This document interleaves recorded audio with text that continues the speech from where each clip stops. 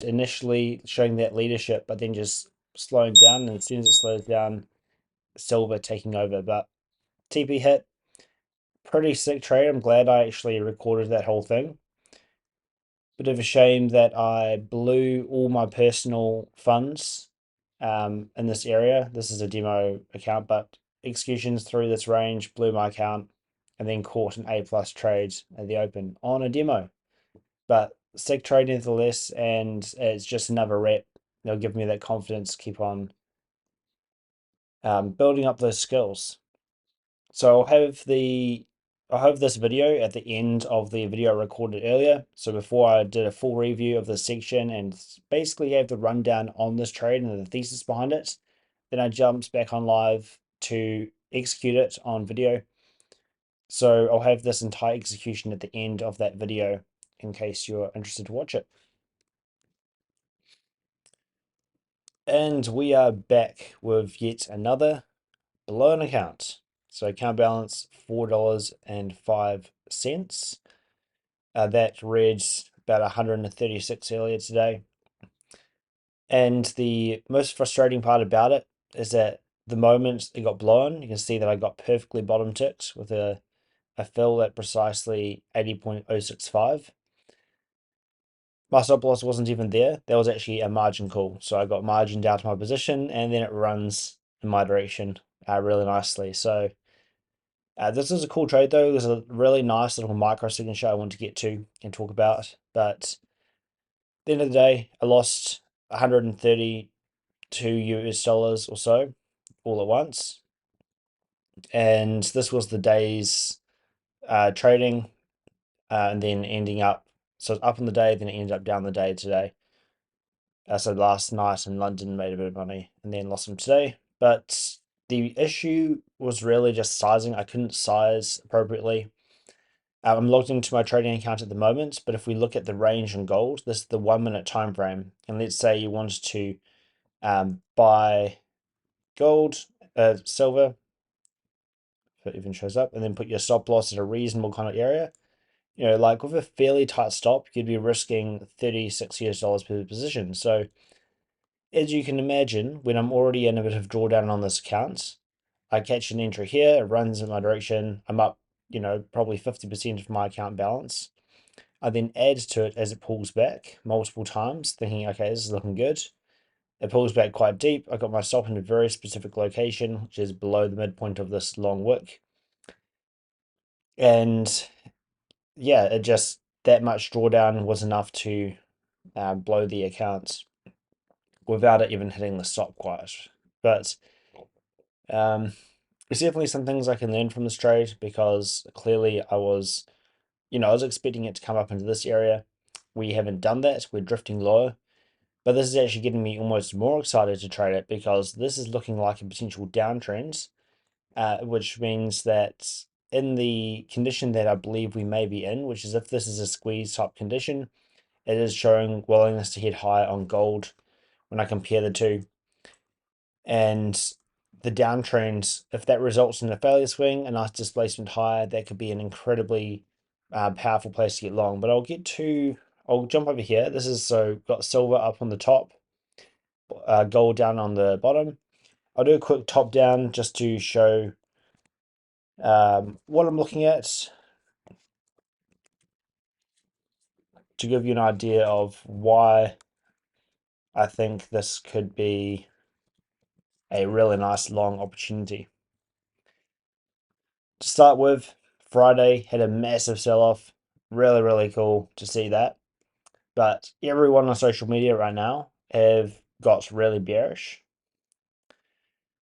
And everyone's also gloating about how they called the top. Like anyone who got short up here, they're saying, "Oh, look at me! I'm really smart. I called the top."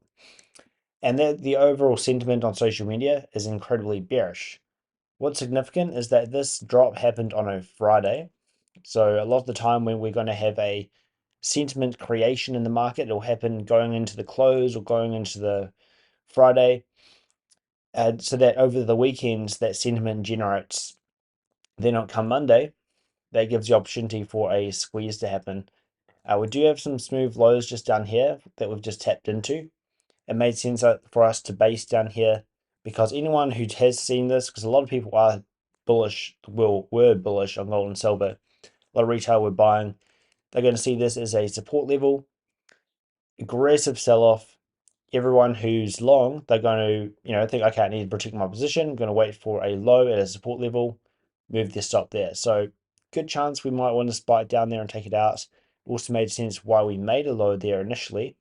But the framework I based this trade on was, one, the high time frame context and narrative is that we have this enticing candle going into close. If we jump over to the monthly real quick, just as well, what happens, especially on gold, the last few times we leave a really long monthly wick, such as here, we just consolidate below it, then rip up through it. So once again, really long monthly wick, the very next month opens up, runs straight up. And then again, this is in December, closed with a long monthly wick, instantly ran it out. What's this? An even larger monthly wick. Do we take out the previous monthly low? Possibly not. Has silver already taken out the previous monthly low? Not quite.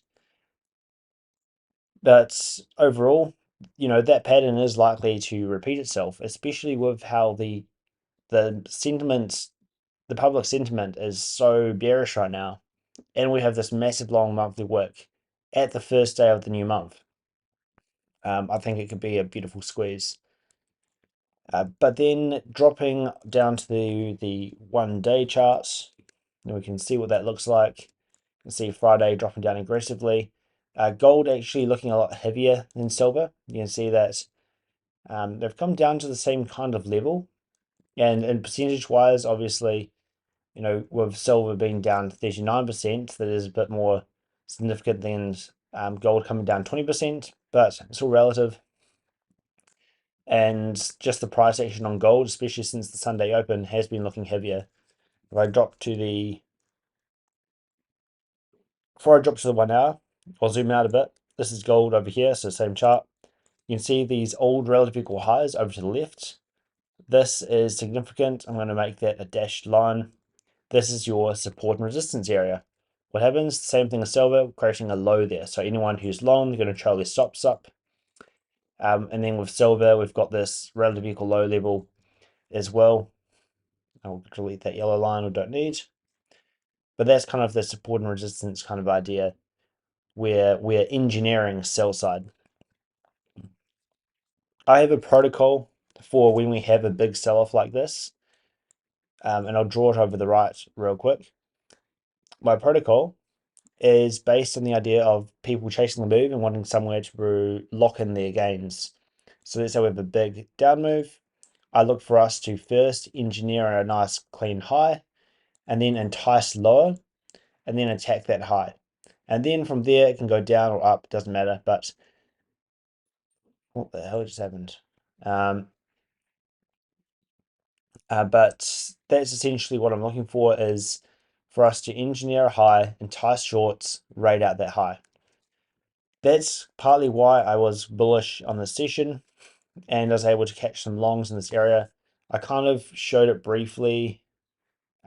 We have my gold execution as well. I caught a nice long down here, but I didn't have the conviction in it to be risking 20% of my account balance, or what was 20% of my account balance. I didn't have the conviction to risk it, but it was based on a few really nice confluences in this area.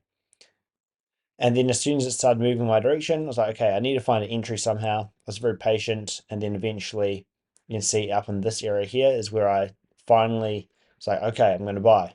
And it took a few attempts, a few little wins, few decent loss here, bought up here and got stopped out. And then, yeah, then we caught this long down here.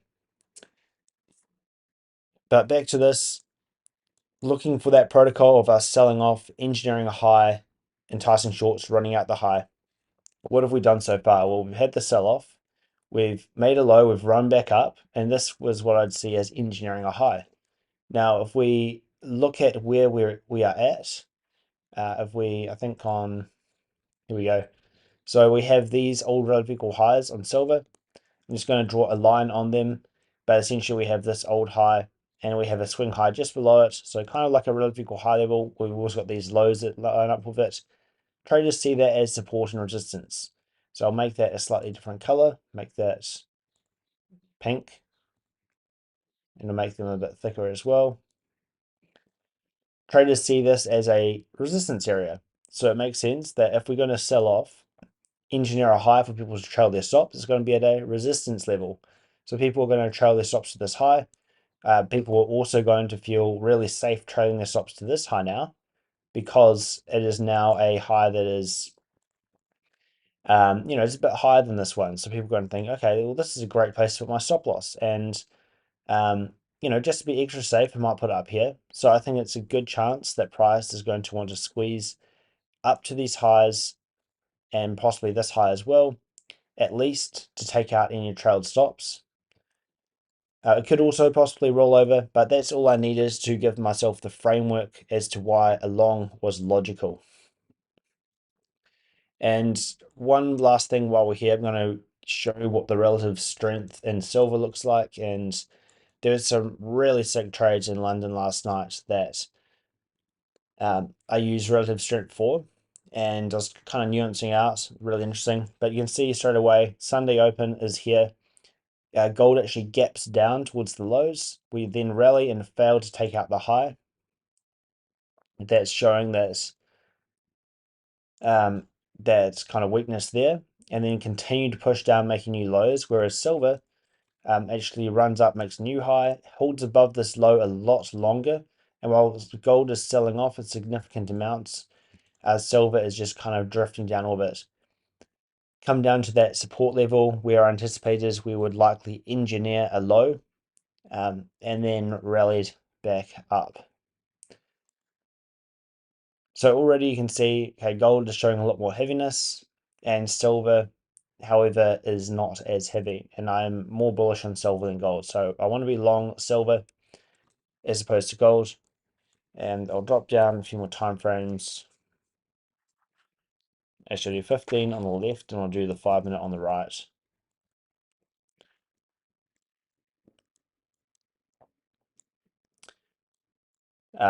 As far as the resistance level on gold goes, we have just the price level. I'm sure you could find some arbitrary resistance line if you wanted, but 800s, big figure, institutional level, that also works as well for us to engineer an area for trailed stops. Selling off in the PM session after that rally in the London, selling off in the AM session of New York, dropping down into the range and then reversing right at 11. Now 11 AM reverses up, we then begin consolidating, same thing here, consolidating, and then aggressively sell off at 1 p.m. So in this area is where I was watching price and was thinking, okay, what I like about this is that we have clearly engineered a high. We've sold off all AM session. We're at a discount below all these opening prices, and at the same time, we have a market maker model framework right here, which I identify simply because we have, first of all, original consolidation, and I can identify that really easily because the 6 a.m. and 5 a.m. opening prices are at the exact same price. And obviously we reversed up here as well with SMT. So I see this as the original consolidation. I can then see a really obvious intermediate term high with a short term high to the left and an intermediate term high to the right. It becomes your first stage of the market maker model. And then as soon as we have a retracement and then sell off again after breaking a high, it becomes second stage. So this is a potential smart money reversal. What I'm looking for is for us to begin to break down where people who are short during the New York session, they need someone to trail their stops. Where are they going to put their stops? Well, there's this swing high. So that's a great place. And then there's nowhere in between. So a massive gap where there's nowhere to put their stop. So they're going to put it there. Or they're going to put it up here, which means that we have the potential for a squeeze. This is the kind of situation I look for. I call this a liquidity gap, where you have a gap between two obvious pools of liquidity. Where it's going to be really thin. And so that really set up the premise that we could squeeze up towards this high. And if we're going to do that, we're probably heading up to this high and potentially that high of week as well. There wasn't super significant looking SMT in here. but on the lows at this area, but that's all good. We're also just failed on silver, at least, just failed to reach this low. This is also significant when you have a low on the left side of the curve that we run out. Hitting it, that is bullish, but failing to hit it is even more bullish. So that is really nice to see. Then you can see on gold, we actually did hit that equivalent low quite nicely. Got the reaction, so I'm pulling back. So I'm going to drop down to the 1 minute time frame now. Just keeping this picture in mind, and I'll actually jump over to the left, clean off this chart a little bit. Don't need all these drawings anymore. Let's see, what should I do? So this is silver, and I will talk through how I was able to catch along here on gold. I might as well go to gold actually, in that case. So you can see I caught by catching along, I mean, I was able to see the entry and then, yeah, got out of it because didn't have the conviction for the size that I was risking. But the main thing was just seeing the narrative of what had just happened. It entered an obvious low, rallied, consolidated sideways for a lot of time throughout lunch. So there's too many drawings here. There really are too many drawings. Don't need this box. I'll leave that line. Just want to make it look at least kind of pretty so we can see what we're looking at. Let's go one time frame. Here we go. So gold, doing very similar to silver, making a low, rallying, consolidating throughout lunch, and then dropping aggressively low at 1 p.m. So when it drops aggressively low, I want to see, does it have willingness to reach this low? There's a very specific way I measure that, and that's using liquidity midpoint. That's basically the midpoint between a liquidity pool and the very next one. I want to see us close below it if I'm bearish, and if I'm bullish, I want to see us fail to close below it. And so if you look here, we draw a line and we'll just extend this out. So this is basically based on that low and that low before we make the new high. Extend it out, we do not close below that low. We also have that aggressive move lower, and then we just consolidate on here. So we're spending a whole bunch of time consolidating below a really obvious enticing drop and respecting this midpoint. So anyone who's chasing the shorts, they've got plenty of time to sell while smart money accumulates a position. And then you can see us dropping back into this previous era of accumulation to reaccumulate before running higher, which is really nice. And at the same time, silver did the exact same thing. Over on silver, if we put the same drawing on between this swing low and the next one up, you'll see that it actually did close below it, but this doesn't count. And the reason why is because all the brokers are slightly different. I find ACAP is probably the best one for just a Forex broker with the CFDs. But what I find is a little bit more accurate is actually using the commodity CFD. So Silver Oz by TVC, New Pain.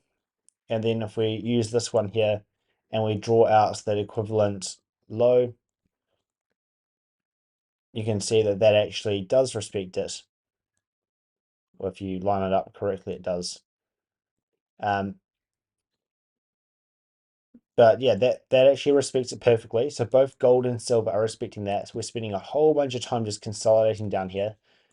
I knew that silver was more bullish, but I also was like, okay, well, that'd be like $40 risk or something, and got long gold instead. Immediately saw those risking like 25 USD on the trade, and that's over 20% of my account equity. And I was like, well, it's not really confirmed yet. I'm kind of not entirely sure. So screw it, I'm just going to get out and close that position. But it's cool to see how we did rally from there. And what this line is that's measuring the midpoint between the swing high, so the obvious swing high that made that down move, measuring the midpoint. When we make that failure swing and then a rally back up through that midpoint, I'm looking for a strong closure. And a strong closure I define as, depending on the time frame, but on this kind of scale, just two candle closures above that liquidity midpoint without retesting it. You can see if we zoom in, we actually do get that. 1, 2 closures above without retesting, drops back in. And the idea is that it should not return back to the impulse origin before running out that high. Get that run out, consolidates, begins dropping low. Now, gold was showing a lot of weakness here. I was still very bullish, and you'll see that I didn't take any executions on silver throughout this range, simply because gold was just looking so weak and just drifting lower. Then eventually we get this pop right here, and we begin running high, and that's when I enters the silver positions up in this area. But I'll jump back over to this silver chart and talk about this a bit. Now, this liquidity gap, that's measuring difference between these highs and this high, measuring the midpoint. Ideally, I want to see us close above the midpoint. And if we look over on this side, we actually haven't done that just yet. So I was kind of, front running my trade idea. We actually respected it. That's usually not what you want to see if you're bullish, but it doesn't mean that it's going to go low. It just means that it hasn't confirmed it wants to go higher yet. So what I did instead is I used gold to give me the confluence for the continuation of a long. And I basically used the exact same idea with liquidity midpoint of identifying, okay, we've got the exact same situation here, relative equal highs with a big gap, and then a swing high above that, measuring out the midpoint between those 2 points. We have that right there. If we draw that out, you can see we've clearly closed above it. We haven't taken out the high yet. This is showing me an indication that we are likely to continue into this high. And the idea is that you buy on the retracement. Because gold is relatively weak at the moment, I want to buy silver. I did not want to buy gold at all. It's a lesson I learned a bit of last night as well. But silver is what I wanted to go long, not gold. But gold was just the confluence that, okay, this is showing that it does want to continue at some point, more than likely. So I can buy silver. Bit premature in this area, trying to get positioned. But what I saw, just looking at the 1 minute time frame for now, obviously a big rally, people are going to chase that, want to trail their stops. So we take out this low once, and then we drop down a bit. I actually bought here, anticipating a potential manipulation closure, which is what we get. But that was front running it. I shouldn't have done that at all. It just happened that we did get a manipulation closure and it ripped straight back up. So that's why after this happens, I buy down here. If you look at the right executions, I bought down, if I even got the sell here, well, I closed it anyway. I bought here. I then closed it because like, okay, that was a silly trade. I'm entering on the front side of the move and I've got no way of managing that risk really. And if it's a squeeze, I should be buying on the back side of the move. Close it out. We then get the manipulation closure that I had anticipated, wrongly anticipated, because I shouldn't have anticipated. I should wait for it to happen. And it rallies. So at this point, there's a few things that this can be. This can either be the genesis for a market maker model that extends that. So consolidation, manipulation closure is that signature. And then you'd look for a push and a first stage and a second stage. Or the alternative is that this is engineering a pool of liquidity for us to then drop below to accumulate below. It seems that that was the case, and this wick straight back down right after and taking out that low. That disconfirms that this was a continuation. So I thought, okay, well, it's going to want to accumulate below this low, then rally. We sell off at 1500, spend some time down here, then get this beautiful displacement back up. That's why you see me buying up in this area. I thought this was a great looking trade. However, it then fails and begins breaking lower. That closure right there below the midpoint of that wick, that indicated that it was bearish. I wanted to mitigate, but I just didn't quite get it, and it got stopped out all the way down here. Lost half my account, basically. Sells off. It drops into 80. So this was significant as well, because if we look over at the 5 minute time frame, and I'll get rid of this big box thingy and the words, 80 institutional level, but also it lines up with this resistance. So this previous lunge high after a rally, kind of similar to what we saw on the high time frame. we have this old supports level, and we are pulling back to it and engineering a low for people to trail their stops. So I thought, well, we could just stop. We could stop here and rally, similar to what we've done here. So I thought, okay, well, it's reasonable for us to stop and get a reaction right at this support level to then, so that people would be enticed to move their stops there at least. And I was bullish anyway, so I thought, well, it's probably worth a shot. But I was able to execute it pretty all right. I put on a long position initially. I can turn my executions back on, I guess. So getting stopped out on that long, buying straight away, revenge trading basically, which I then was like, okay, that was stupid. I'm getting out. So I took a little loss there doing that. So that's something I'm working on. And then down here. So this is where I thought, okay, that could happen. We could easily engineer a low here and entice high. And, I could just jump in that and catch a nice little scalp into the highs. Got in, there was like, no, that's stupid because obviously I just revenge traded. I shouldn't have done that. And I was like, okay, I'm clearly not thinking straight. And then you see me buy again. Now this I was very confident in. And I'll show you why. I'm going to get rid of the executions real quick, but that's the works. Just to show you what I was looking at. So there's a very specific signature with a squeeze. That is when we have I've built an entire framework around. It's called a squeeze reversal.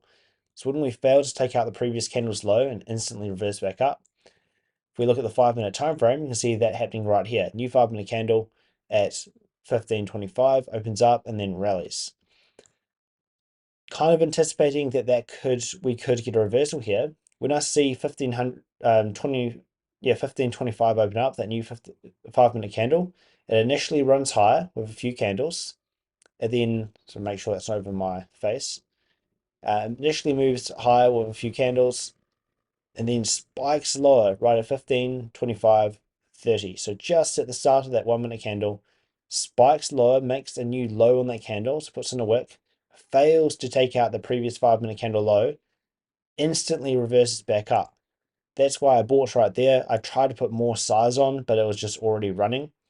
With how volatile silver is, like, just missing it by a few ticks means that I could be risking an extra 10, 20% of my account if I wanted to get in with more size, extra than I wanted to. So caught that up. I was holding it. I was thinking, okay, well, there's a very good chance we get up to this high. I want to hold for that. That's why you don't see me taking a partial up here. Like, oh, this is looking healthy. I'm going to add on the pullback. So I added as we drop down into this swing low, at this long wick, added there, and then it drops down once more. I'm like, okay, I can fit one more on. And at this point, I've got 60, I think I had 52 USD account balance after all these stop outs over here. So as you can see, like way oversized, but it was literally using micro lots. But yeah, got in with as much size as I could. Well, 3 micro lots basically. And I realized that, okay, like my margin is getting pretty low. I'm going to have to make sure that I've got enough. So I logged into Blackball Markets. I put all the money from my USD wallet on that brokerage into this account, but it was almost empty already. So all up, I had, I think, 64 bucks in this account. My stop loss was at about 60 bucks. Hold up, it doesn't work. Anyway, my stop loss was at an area where it would have been okay. And my stop loss was specifically below the midpoint of this wick because this is the change in state that took out the low and reacted from it. That's the failure swing. That long wick, I figured, okay, well, there's a good chance this holds. And this is why it's a cool micro signature to recognize that, like that particular signature with a squeeze reversal, which is my framework that I'm quite familiar with. Maybe this happens on other time frames as well, where we have the equivalent and then equivalent area to return back to as well. But essentially had it down there and I get stopped out perfectly at that tick low for a blown account. Well, I don't get stopped out. I get margin called and a blow account. At the moment, it's drifting lower. So obviously my trade was kind of wrong. I would have made money had I caught it up to here, but we're drifting low. And what I like about this is um, it's a failure swing. Well, it could be a failure swing. This is a downtrend. When we are in a downtrend, what are people going to look to do? Well, people are going to look for okay, low, low, lower high, low, low, low, high, low, low. They're going to look for that. So people are going to be anticipating, okay, well, we're selling off. We're so bearish. We pulled back, we made a high, and now we're going to pull back and make a new low. What I anticipate happen is, hopefully, if this is going to squeeze up through these highs, which I think is very likely to attack the trailed stops, we have this pullback, we have this micro downtrend within this range, and then we will, if we can get a really strong reaction out, that can result in a beautiful run higher. So essentially, I'm looking for us to potentially continue pushing lower like this, nice downtrend, and then a strong reaction, maybe put in a short-term low, and do something like that. That is ideally what I want to see. And it could potentially happen, but obviously I'm going to have to figure out how to fix this first. I might just get a new challenge account, Forex challenge, because yeah, losing 100 and what was it, 130 USD in one session is kind of frustrating. It's a bit crappy. So I might just get like a 5K challenge or something to trade it with. But yeah, that's what I'm looking for there. Crypto. I am still long ETH BTC. You can see my rough entry there, what I want to do in future. In fact, this is even the same kind of framework.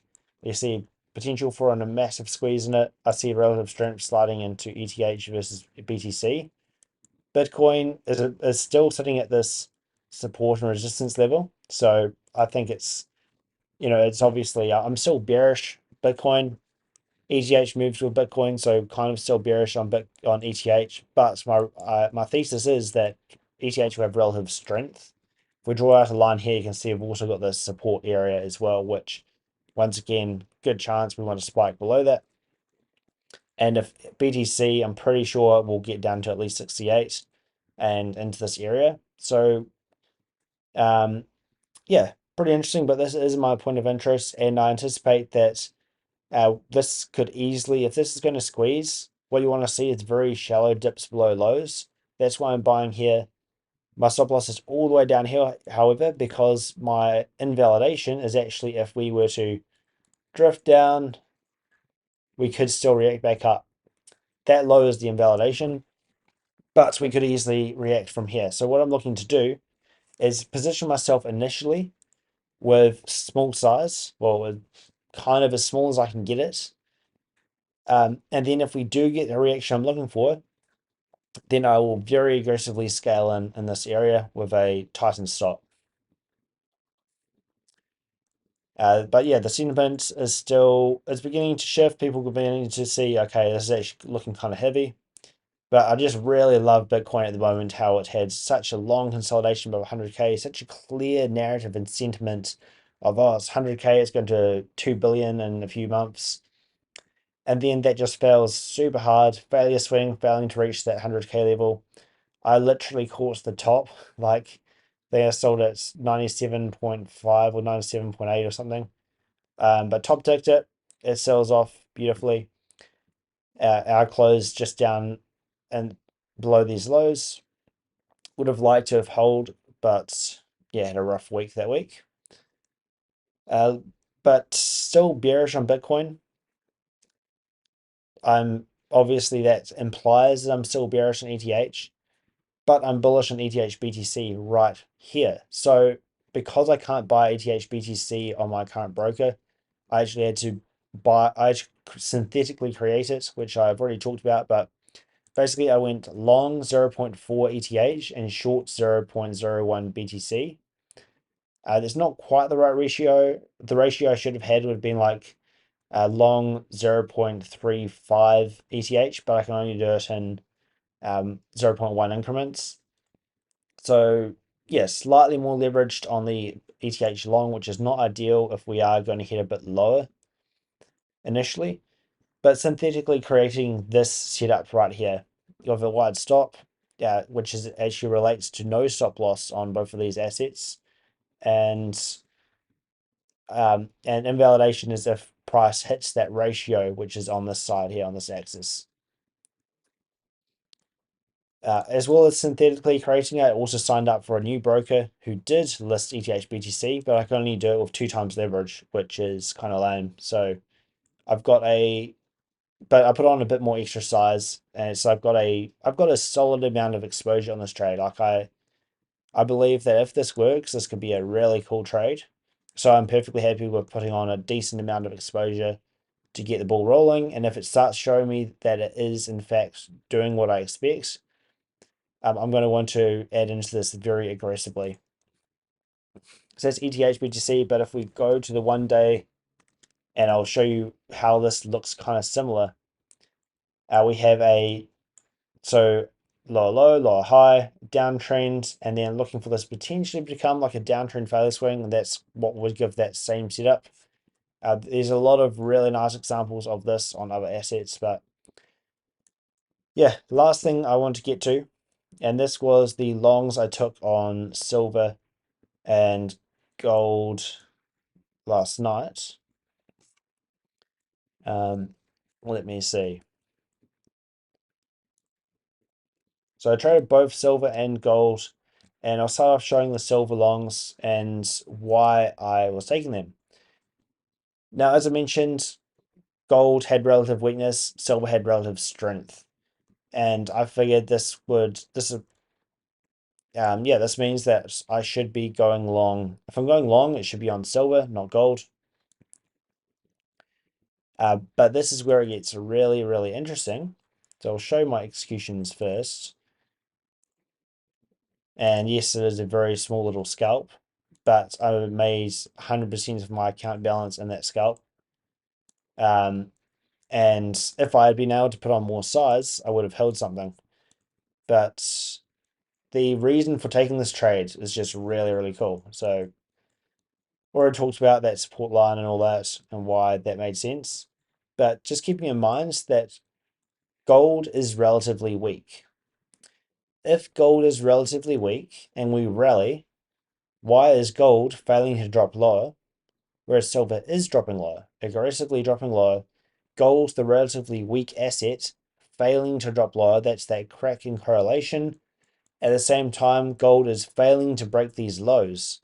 That's indicative of a squeeze. But gold failing to break lower, whereas silver does sell off despite being the stronger asset. I bought on the front side of the move here, which was actually the correct thing to do, simply because the invalidation was very, very clear below this order block.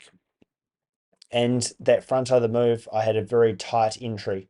If I'd waited for the right side of the move, and even let's say I'd bought up here, even if I had used a tight stop or something, I would have been risking at least as much with a lower R and like lower probability. So it made a lot of sense to buy on the front side of the move in this particular situation.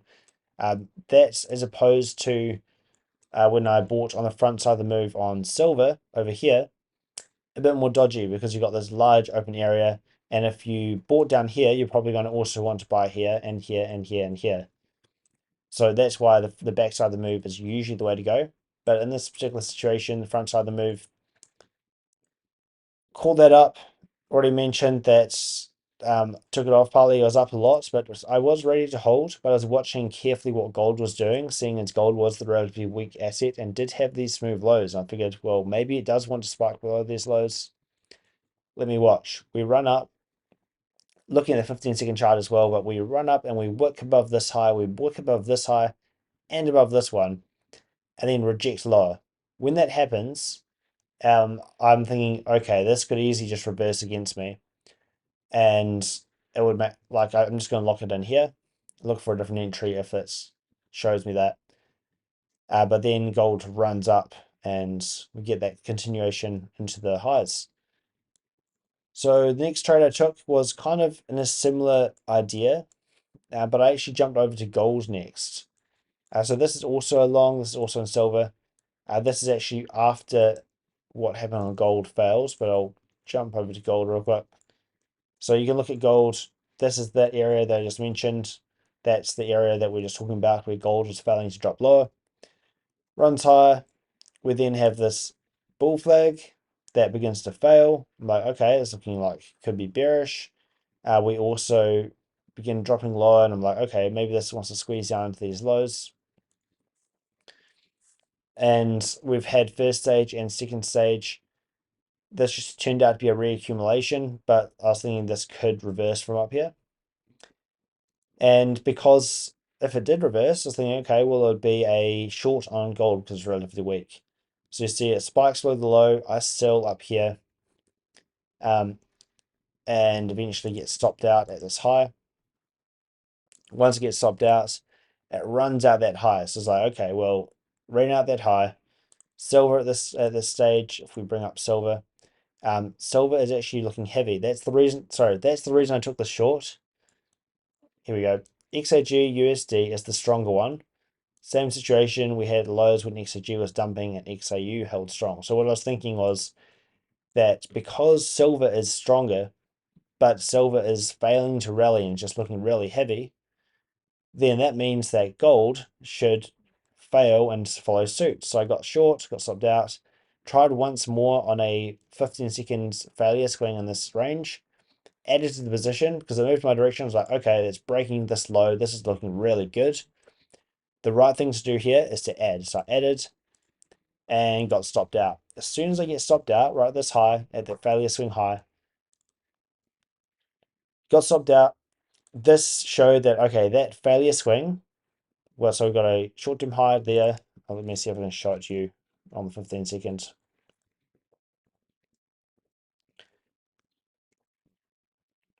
All the way over here.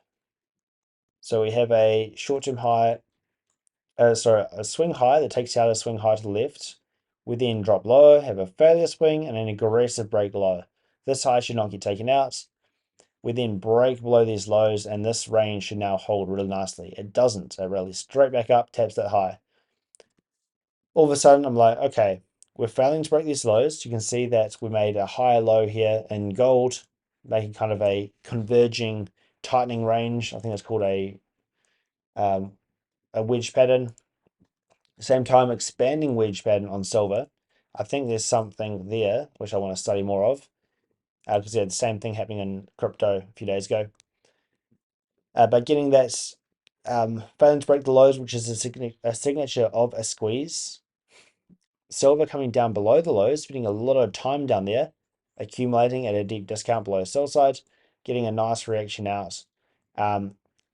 But yeah, when gold failed to break down, and because I was so focused on it, the micro structure in here, I was able to detect that okay, what should have happened didn't happen. Rally straight back up. If it's a long, I'm getting long silver, not gold. So jump over to silver. Got long, silver kind of takes its time taking off. So you can see on gold at the bottom here, it's beginning to rally quite aggressively. So it enters right here on silver.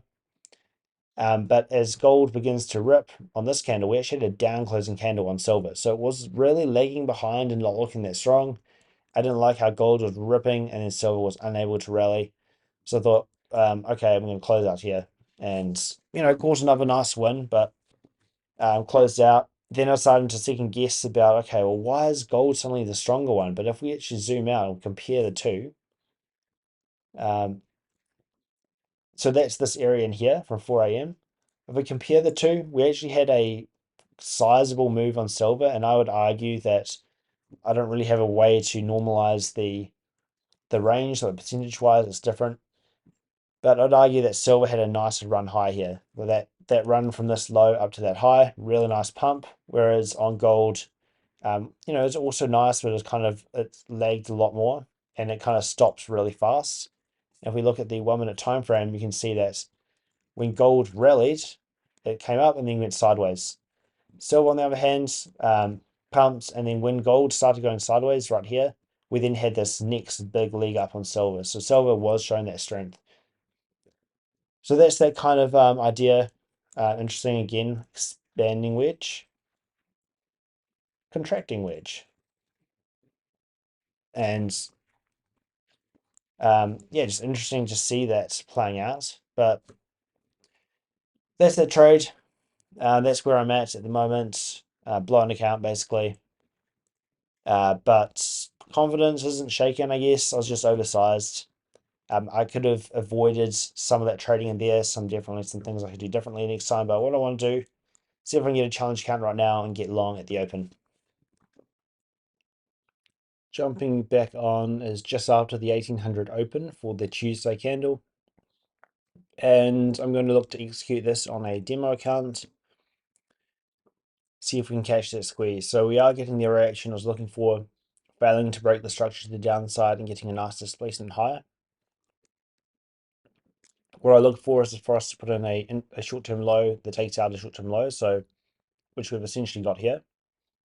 Then displacement again, and then a strong closure above this high. So as long as we get multiple candle closures above this high, then I'll look to buy with a stop loss down here and catch the run up into 82.5 area and potentially higher.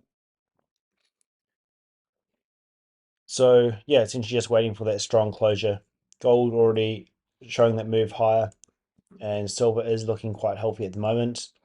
I also took it on a 5K challenge account that is in a bit of drawdown, so I've got that running on the other screen. But yeah, I'll look to execute this as long as this candle closes up here, leaving a nice gap.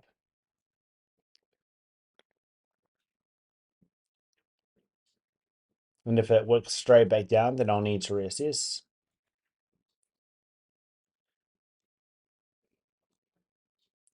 And the stop loss will go down at this low, essentially. Well, this is looking good so far.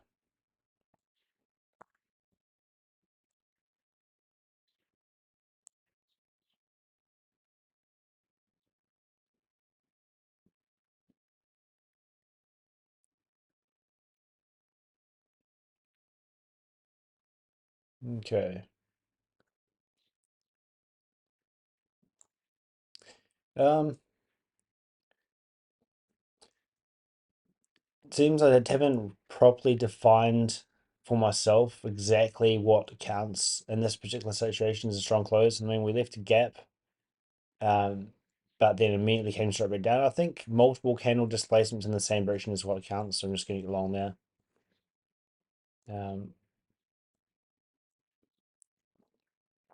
If it lets me get long on this demo account. There you go. Nice high fill. Must be a large spread.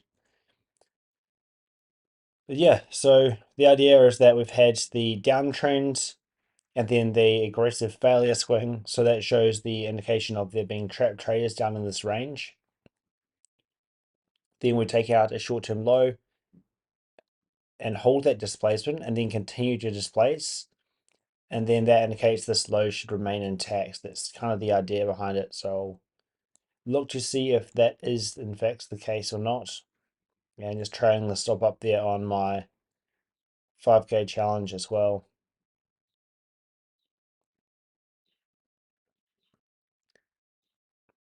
So added to the position.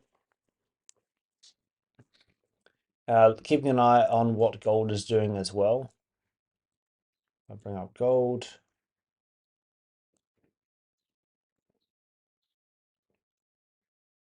So gold hits this high as we expected. It is worth noting these are relative equal highs. So, we could have the idea of there being a bit of a breakout above this high. So we'll be looking to see what happens when gold hits this swing point, and if that's a reason as to why we may manage the trade. But you can see silver down here on the right, still holding up nice and strong. So I believe this should continue to push.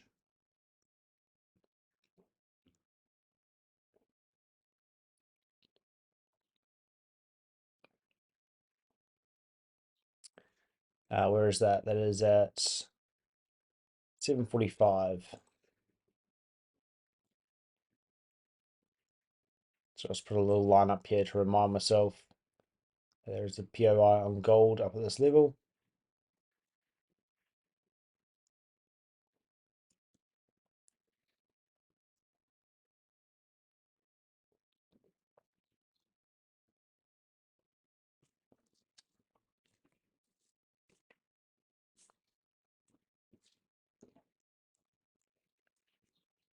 if we do get up back into this area, I want to see if we can actually get another closure above the midpoint between these highs, because we haven't quite yet. If we look at the 5-minute time frame, you can see we actually respected that midpoint. If in a moment here we can get a closure above, then I'll likely look to add again.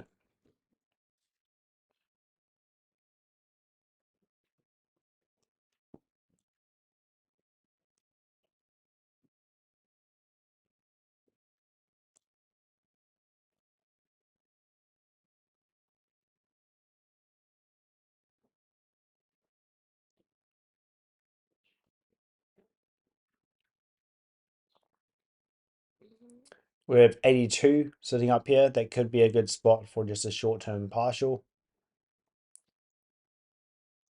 We've also got this short-term impulse high sitting up here that we ran through. There's a good chance it may want to react from that level as well. So we'll be watching that.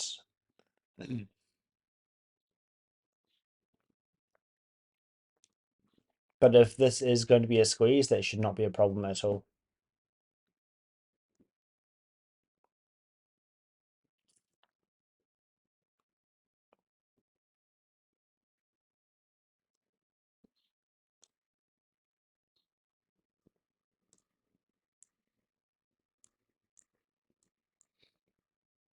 So I like how that's holding up nicely and getting a push higher.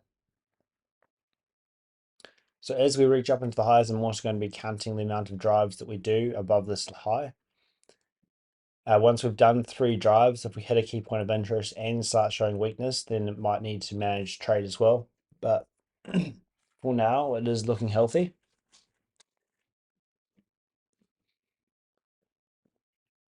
Might as well show the position I have on my challenge accounts. I'm not sure exactly what account size, like how much drawdown. I think 500, like 4.5k is the maximum drawdown um, balance. So this is kind of, getting pretty near maxed out, but getting a nice push up, basically trying to save this account. But I had that short-term high. Want to see what happens when we get there.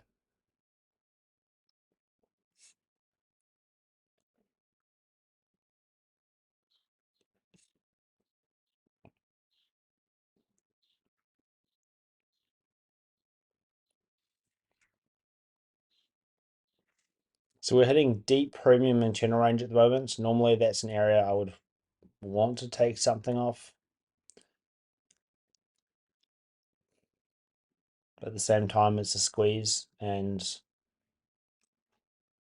I'm all in on this trade, so I don't want to get shaken out. Also, only 18 minutes into the session, so a lot of the time, especially after a downtrend like this, we're enticing traders on the short side going into the close.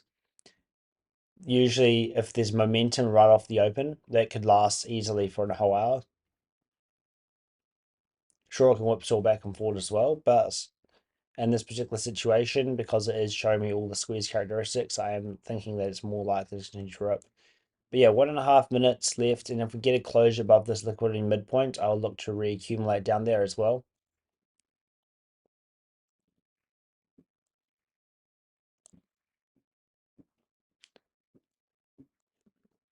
So just tapping that high at the moment.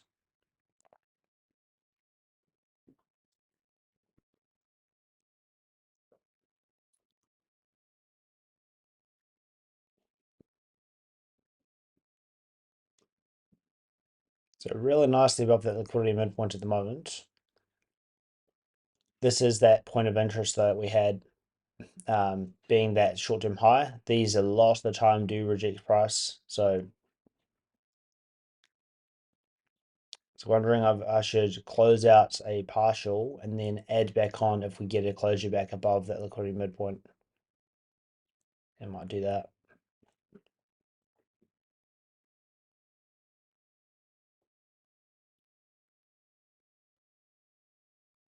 Especially the 15-second charts. Should be using limit orders really.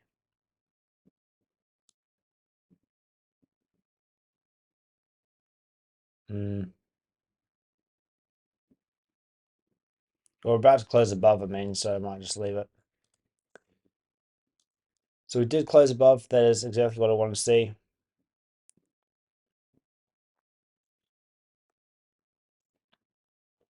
The next thing that would jump out to me would be looking on the left side.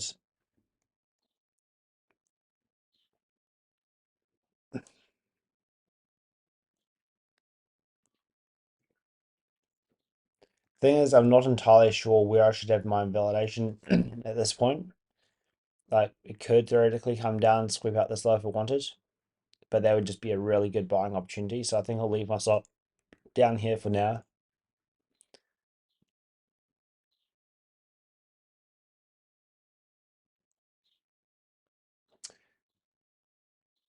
Okay, it's holding up quite nicely actually. I was just wondering, does it want to break this low or fail to do so? And by failing to take out that short-term low, that's there you go, results in a nice strong push. So this is looking really strong at this point. Really like that.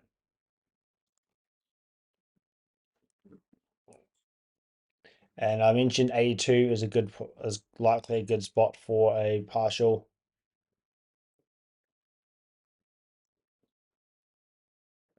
And that's simply because 82 is institutional level. It's also just short of this high. All the time price will fall just short of these areas, engineer some buy side, and then reach back up through that. Might look to,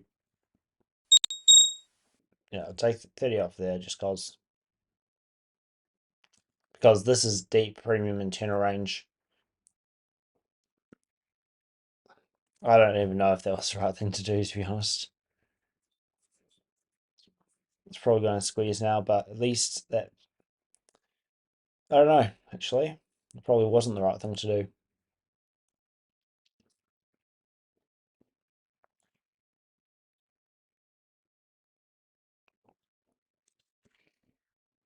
Let's see what gold's doing.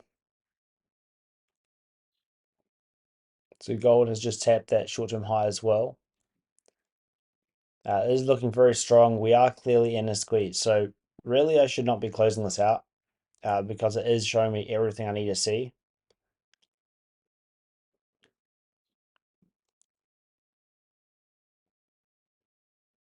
And we even got the closure above that midpoint. So if anything, I should be looking to add. So I will, if we get below this low, because that is around the midpoint, this is all balanced through this range. I think it'd be very reasonable to accumulate down here. We should not drop down this far. If we were to drop below the midpoint of this this range through here, that would not be a squeeze anymore, or it wouldn't be respecting that strong bullish order flow. So tighten the stop, I will add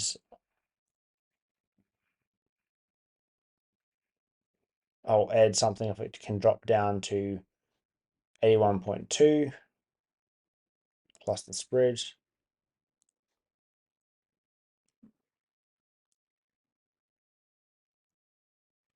And if it can't, then, that's just more bullish, I guess.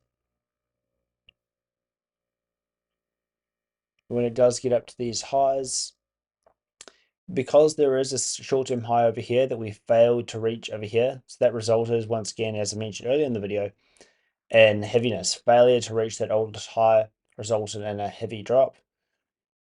But on the way back up, this is essentially becomes even more of a interesting point of interest for me. And we're also hitting those 5 and 6 a.m. candles right now, but I would like to see, once we do hit this high, exactly what it wants to do.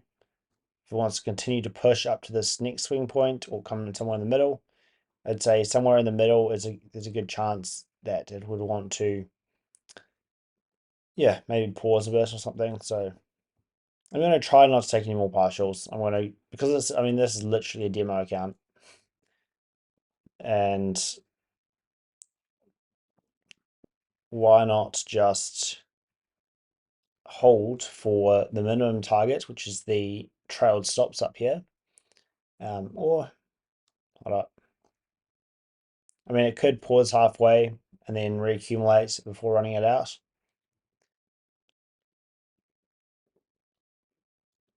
We'll see how we can manage this trade anyway.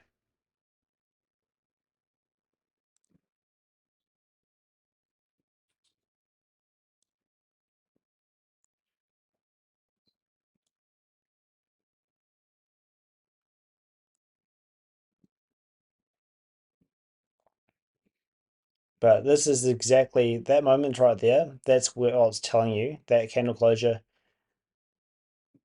that we are ready to hit this high because it's above the liquidity midpoint. It's even a 15-minute candle closure. Oh, no, it's not, but it's a 5-minute candle closure. And any kind of retracement, I'd be keen to buy. Stop loss below the midpoint of this down closing range. Imagine if I had my personal accounts that I blew a few hours ago. If I had that right now, I'd be laughing. But I mean, it is good to trade on the demo as well and get reps. Like if I had closed a third of my position right here on paper for not even 1 hour, what am I going to do on my personal? So I clearly need to practice a bit. But I like the narrative of this trade. The failure to drop into these lows and then the downtrend failure swing going into the open. Very, very clean narrative and context for this to be a squeeze, as well as liquidity gap through here.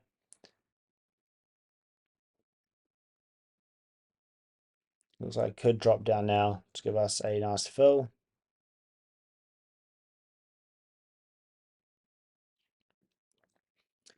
So in a squeeze, it is okay to see aggressive moves against, but you want to see it fail to break structure, which is why if we were to break down, like it wouldn't need to come below this low. Like even failing to take out this low here would be a good sign. So I want to kind of look at gold and silver at the same time. But if you remember from earlier in the video when I talked about the London long, silver was actually more bullish, had the strength, and then had the more aggressive pullback, which then had a squeeze. But gold was indicating gold at this moment right here was failing to drop lower. So failing to break lows, which is one of the signatures and characteristics of a squeeze. Just wondering if we can get something similar here. Maybe if one of the assets can hold up stronger than the other.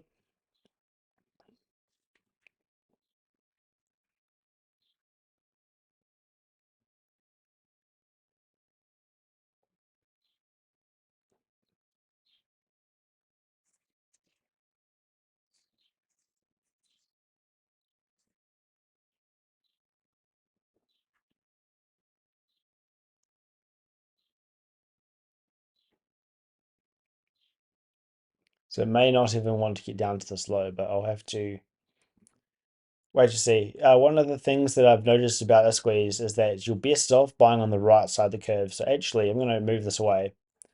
I'm only going to buy when it's on the way back up, and I'll aggressively scale in on my demo account. So it's not like I am even really risking that much.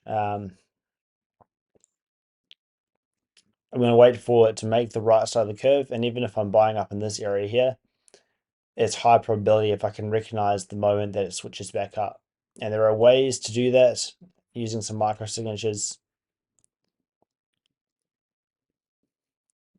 One of the points of interest that I'd have to the downside, if we are to drop a bit further into the range, would be the midpoint between this swing low and the next swing low. I want to see us fail to close below this. That would be ideal.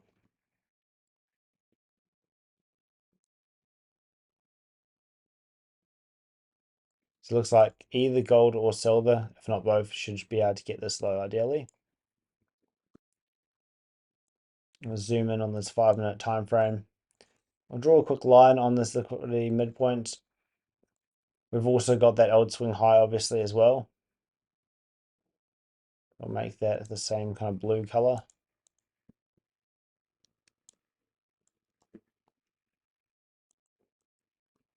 Just watching how aggressively we can drop down. And if we do drop down aggressively, are we able to respect the midpoint in this range?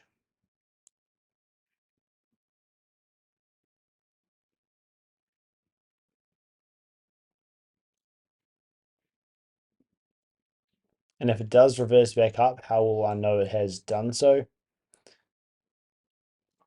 Well, I'll be looking for, once again, that to be respected. And then when we do just place up, I'll be looking on the lower time frame for a similar kind of structure, either some sort of clear shift, maybe a low time frame market maker framework. I can't see any right in here on this time frame. There's no intermediate term high or anything like that. This short-term low sticks out to me. If we can reach down to it, but not take it out, that would mean something. And that's simply because of the time we spent in this range. And this is the moment that sent us flying above that liquidity midpoint. So failure to take out that swing low, that's what I classify as the impulse origin. But you could also argue that this entire 1 minute range is the impulse origin. So maybe I'm getting just too fractal in there. Go for on the way back up.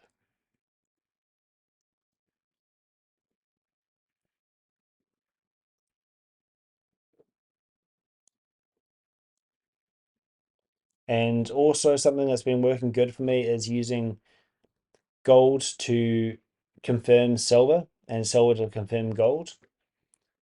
So if I do find something on gold that indicates bullishness, then I can use that as a reason to qualify the long, which is essentially what I did last night with silver and gold. Let's see. So gold closing above the midpoint between these two swing highs and swing lows without taking out the high. Beginning that pullback, that's what gave me the confidence to get long silver, except I was buying silver all the way up here, which was obviously not quite the right way to do it. But yeah, there's an option as well. So hitting that liquidity midpoint, I should also be watching that on gold as well. So I can detect if gold also respects it. I'm looking at this wick formation, how far into the candle it's happening. It's happening right at the start of the candle, so I don't, if this closes with a long wick, I wouldn't really trust it just yet.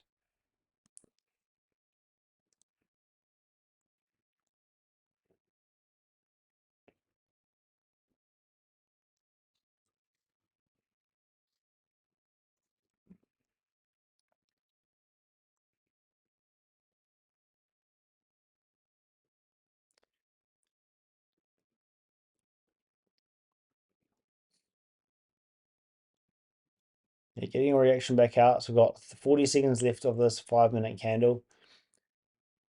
So far, it's just spending a bit too much time sitting here with a long wick. So I don't fully trust it just yet. Gonna get rid of all these lines.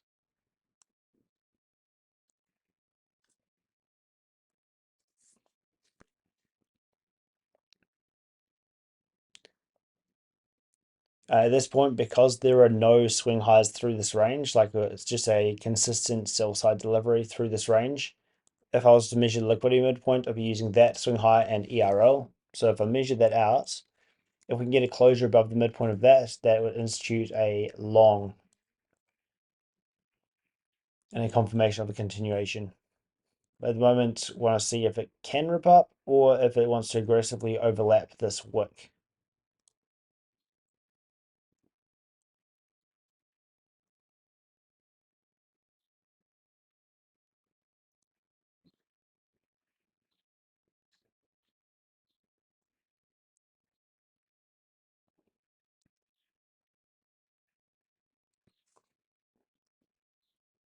But very happy with my stop loss placement all the way down here. Very comfortable with that. Simply because it's down below the midpoint of this range. And yeah, and realistically, if even came below this low, I wouldn't see that as being very likely. So no work on this 5 minute candle just yet.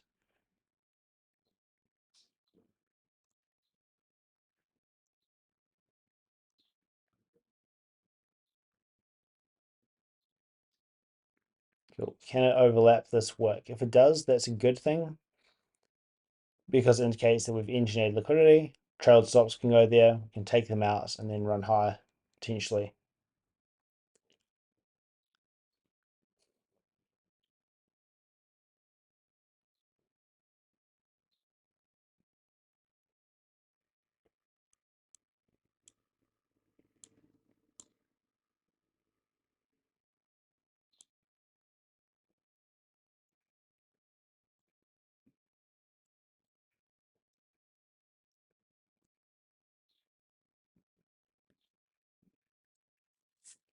So sometimes if you are in a situation like this and you anticipate a liquidity mid to actually hold, such as in this instance, you can actually buy just above the liquidity midpoint, put your stop loss in the lower quadrant of it.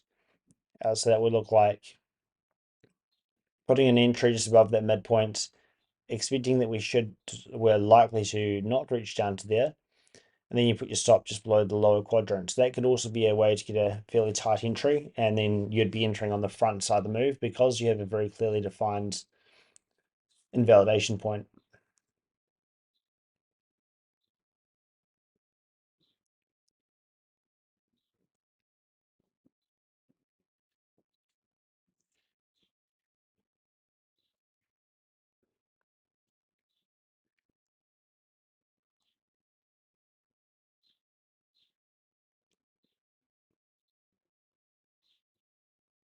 And if I do get a fill up here, I'll actually use a separate stop loss and I'll put on a bit more size than that because this is a entry framework in itself.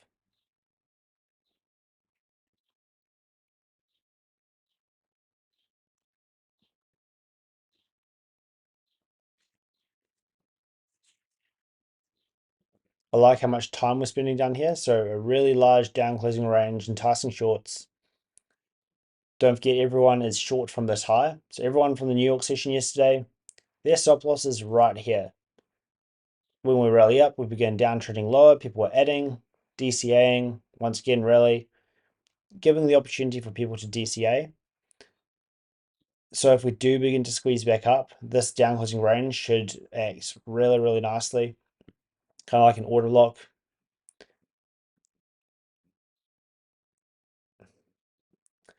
But once again, the confirmation is if we get up to here. Another thing that I am still kind of studying is if we are able to get above the midpoint. So if I draw out a little box here, find the midpoint of that. If we're able to displace above this midpoint and hold above it with multiple candle closures, then potentially could get long with invalidation back below the impulse origin. That would be another possibility.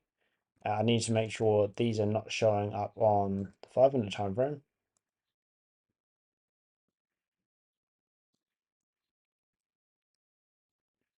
And I'll clear off everything I don't need because I don't want this to get too messy. 17 seconds. If we can close beyond this lovely line I have here in a very specific location, then on any kind of retracement, or not even a retracement, I'm just going to jump in on the long side. Cool, that's a long. I also want to get long on my challenge account, so don't want to waste that opportunity. Oh, that's right, there's a massive spread as well. And the stop loss goes here.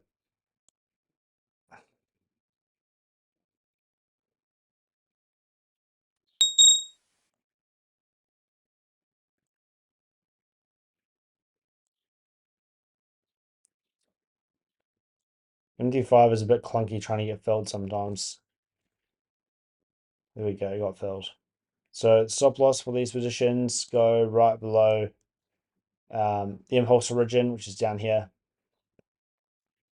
Because we got, oh, yeah, no, that's right. And if we can close above this as well, then that is exactly what we want to see. Just realize this stop loss shouldn't really be here until we get the second closure above. But we're not getting that. Stop loss should technically still be down here. Just realized. But it is confirmed along that this low should not get taken out at this point. So a little more size on with about the same kind of risk. And yeah, I should only have a stop loss below this low once we have multiple candle closures above this midpoint of this down closing range. But I will start identifying and just observing the midpoint of that range as well, the order block. So the mean threshold, I want to see if we can hold above that as well. But yeah, that right there on both gold and silver, that is confirming the continuation more than likely and towards this high. So I want to see it break down but fail to take out this low. That's the key. If we can fail to take out this low, then that is very healthy.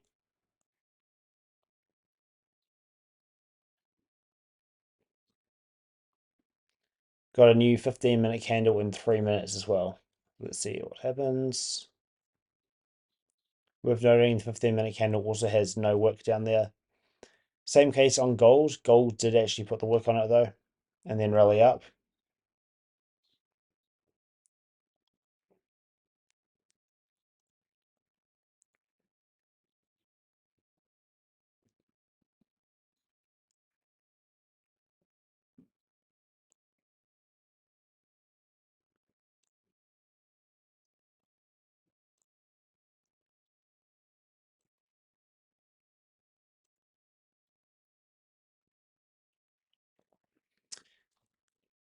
But yeah, had I thought about it a bit better, this only becomes the invalidation if we had got that strong closure.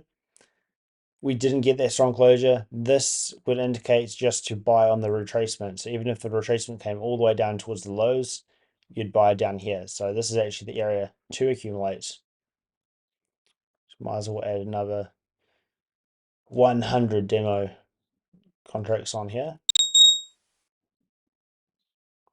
Swinging a massive size.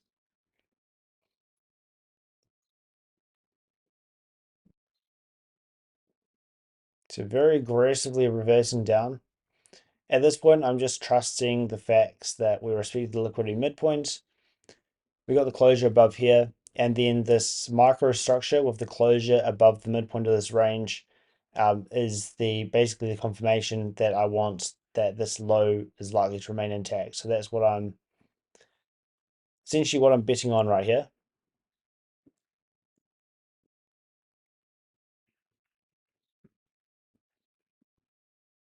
And we're about to find out, I guess.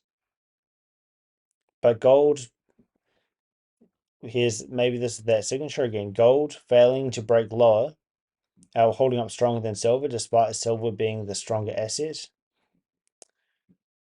I don't know, maybe that's a clue.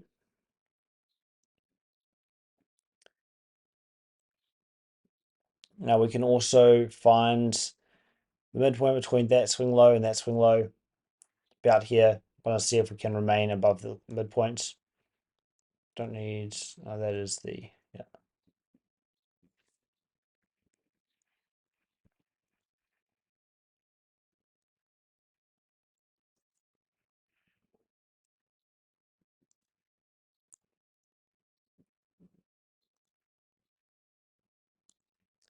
I'm just wondering, does one of the assets take it out and the other one not? Because that would be the non-characteristic thing if silver was to take out this low, whereas gold did not, despite silver being stronger. Silver closing below the midpoint of this wick, that is a very bearish signature unless it can instantly react straight back up. In which case it'd be bullish. So if we instantly reverse without taking out this low, that is a really, really nice sign. Okay, okay. And if we fail to, then that indicates, yeah, this is over. Looking at the 5-minute time frame, that green line is the midpoint of the wick. That is usually very bearish. But in trading, like your best frameworks, your best models, the biggest moves in the market is when something that should happen doesn't happen. And I've built a whole signature around that, which is hopefully what we see here. And if we can just place up through this range, then that could be it. But at the same time, my gold is turning around a bit. It failed to take out this low, holding up a lot stronger. But yeah, big rally, sell side seems to be below this low. So this at this point, I just have to find out, I guess. Find out what happens.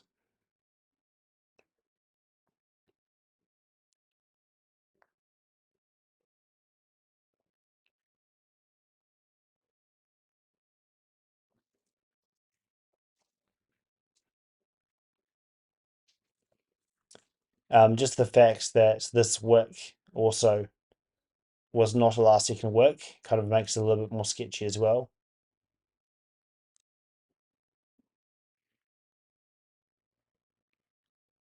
Yeah, nice reaction. So I want to see it get back above this opening price. Sorry, this opening price. And if we can, and if we get up here, then that will become a nice change in state.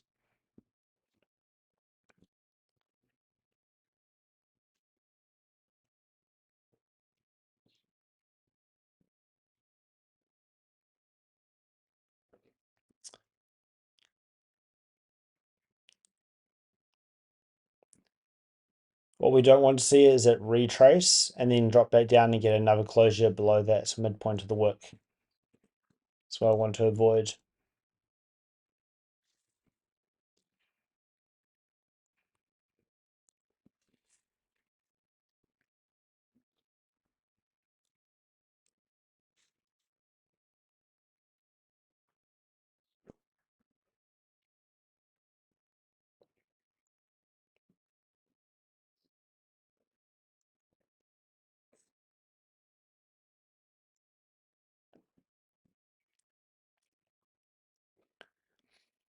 So just imagine if you were bearish, you have your stop up with this high, and you see this big down closing range, like, oh, I'm going to get short. Then it rallies up against you, and then another big down closing candle. You're like, yes, I was right after all. I'm going to get short. So everyone's selling down here, hopefully.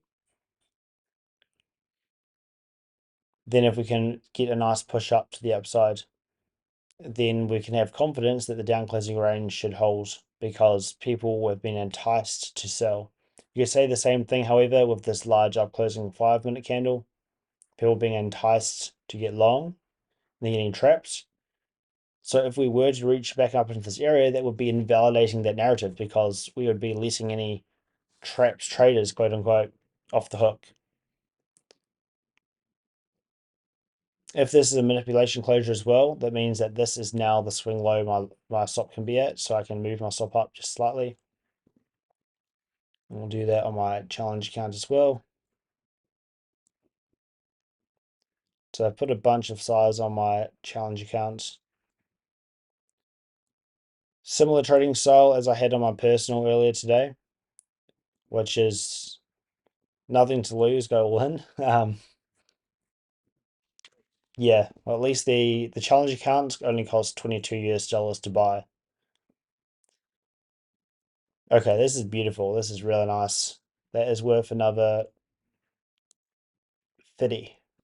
We can get back above there. I just want to see a closure above this high though, or at least us get above it. The fact that we haven't quite touched it, that isn't ideal. So I'll wait. I won't add just yet, but the stop is trailed to this low now.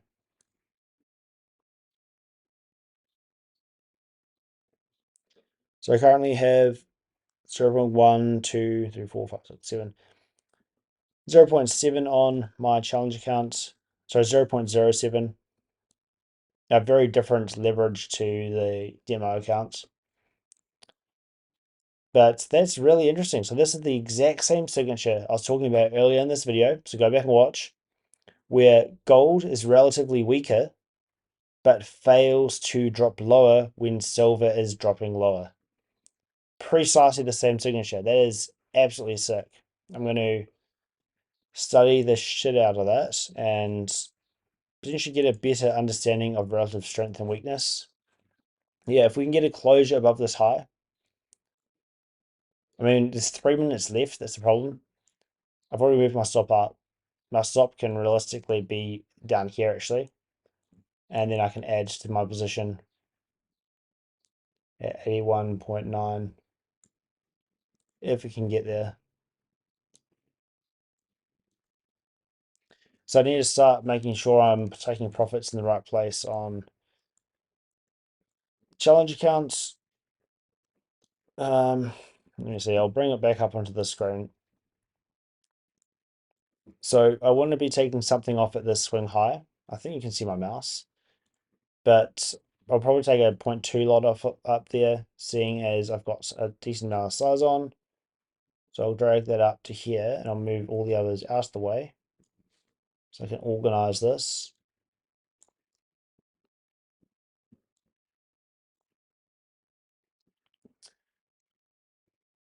Within, we've got 0.7 on. So because this is the main, this is a significant target, it would make sense to take off more than just 0.2. So I think maybe another 0.1, grab this bad boy. So taking 0.3 off at that price. Following that, we have the next targets would be the midpoint between this swing high and this swing high. So if we measure out the midpoint there, it comes down to basically 83. It should take something off. 83 up here. So take off another 0.2 at the 83. I don't even know if that's the right one. TP. So lowest TP there, highest TP up here. So change that to 80.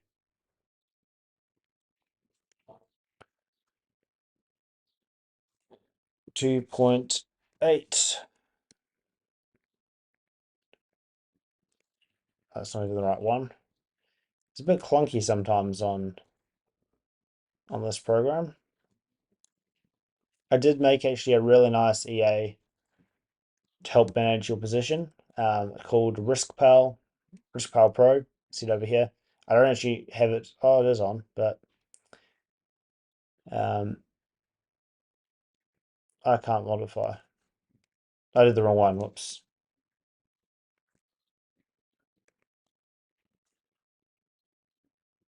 TP needs modifying.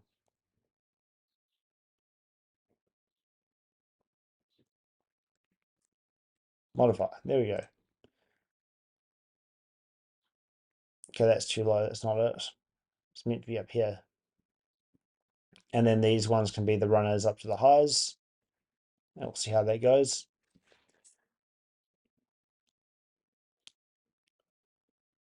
But yeah, it looks like we've just about tapped the high. We've hit this deep premium internal range. So that's significant, but because we're squeezing, I want to see us blast through that. I don't want to just close there. But being super conservative, if you ever see a short-term high just ahead of a major swing point, all the time the market will get a little bounce there, or a little reaction at least. So a lot of the time it can be a good idea to take something off. For example, if you were short through this range, we hit this short-term low just before hitting the impulse low, and that was enough to send us back up. What just happened? There we go. If it drops back down, this order block is still a valid buy. How much risk do I have on? So these, my stop losses should be showing my risk level. There we go. So this is the RiskPal Pro indicator, or not indicator, EA that I made. Essentially, it auto puts the stop loss and TP on your position for you. It also displays how much risk you have open, and if you were to place an order, if I like right click buy limit, see it automatically opens a stop loss and a TP, and then it shows orders. There's $36.20 of risk on. If I drag that around, reduce the risk, you'll see that updates and so on. And then if I delete the stop loss, it comes straight back on. So just basically a insurance that you're not going to have a position that's got nothing on it. That's the idea behind that. But I go on a slightly higher time frame, zoom in so we can see the candles, and then jump back over to price. I like this long 5-minute wick and how that wick forms not in the last minute of the candle. That's 1853 that began moving lower, 1854, 55. So that indicates that we're likely enticing shorts going into the new 5-minute candle open. Let's see if that continue to push in that case.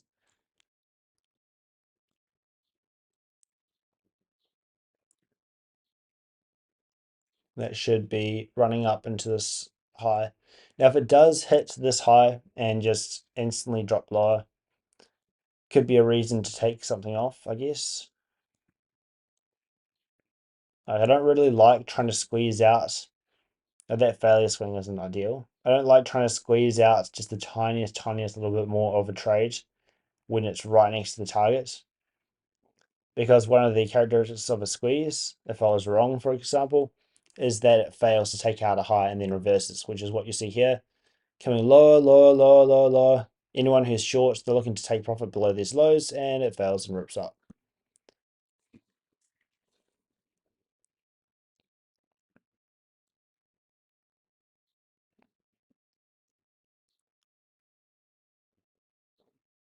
We want to see that push up nice and aggressively. Got a new hourly candle opening very soon as well. That could mean that it's going to go up or down. That's the only issue. The issue is partly that we haven't actually seen a run on sell stops just yet, but we also haven't hit the obvious buy side pull, which I'm targeting just yet either. So as we come into the new hourly candle, I may need to look to manage in some way. I'm actually going to close out those first two right now because it's so close.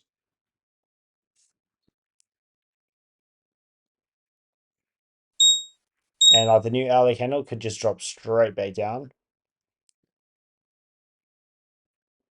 But so yeah, see how we go. I mean, I only took 50 off, still got 220 on, so I could still just take off another 70 up here and then have 150 left on as a runner.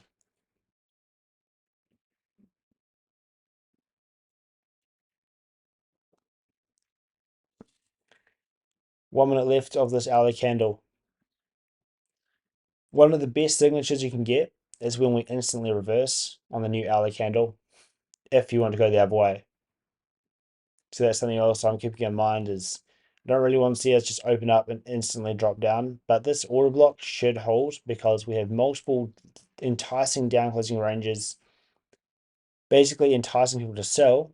So people start selling down this range.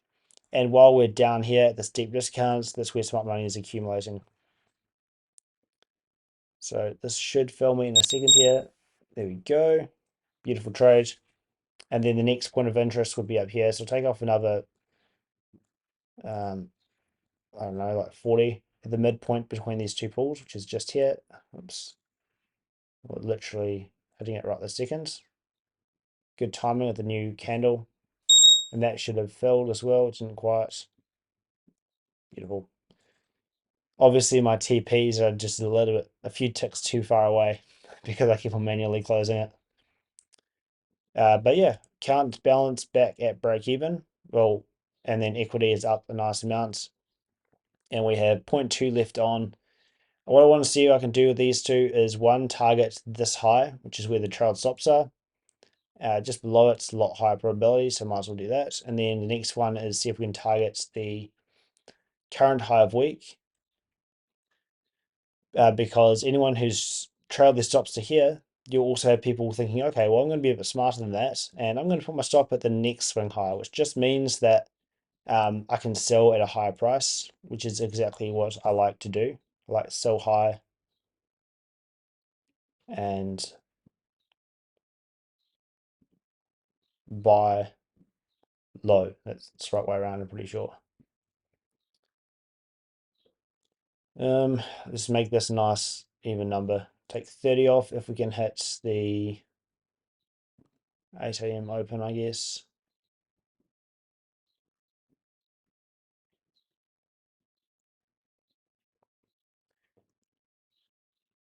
And for now, like, I could just be trailing my stop really close. It might be the way to do it, honestly. There's no point just having a um, one of the methods you can use for trailing a stop when we are really extended is using a 2-minute trailing stop. So I will do that with part of my position, if not all of it.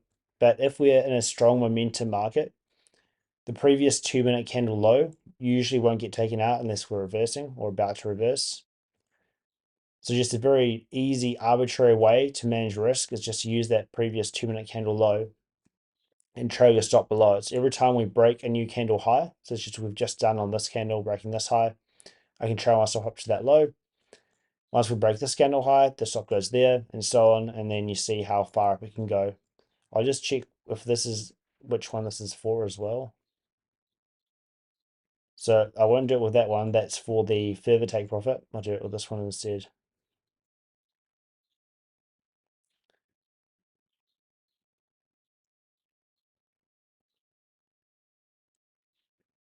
And I might as well do that with a partial stop on here as well. So do with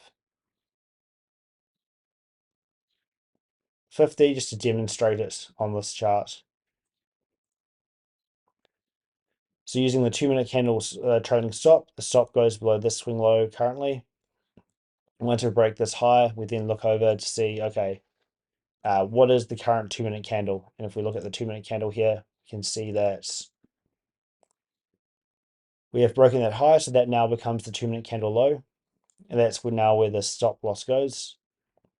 And then you're really just catching momentum. So if we want to continue ripping, you will likely to catch it. If the momentum starts to die, which when we're extended, it's either going to go or it's not going to go. And this gives you the opportunity to catch it. You can actually also enter a new position using this method, but very good chance you get burnt doing it as well, which I've been burnt plenty of times. So I don't necessarily recommend it. When we hit this short-term impulse high, that will be interesting as well. We'll want to see what kind of reaction we get. That's why I'm drawing up these highs, just to visualize what we're doing. I like the fact we did not retest the significant liquidity point. We're getting above the liquidity midpoint quite easily, it seems, so we should easily reach this next swing point as well. At the same time, I am still trailing my stop below that previous 2-minute candle low,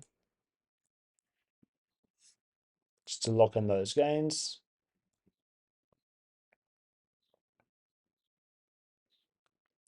60, 70, 80. So I'd have 30 left on if both of these get hit.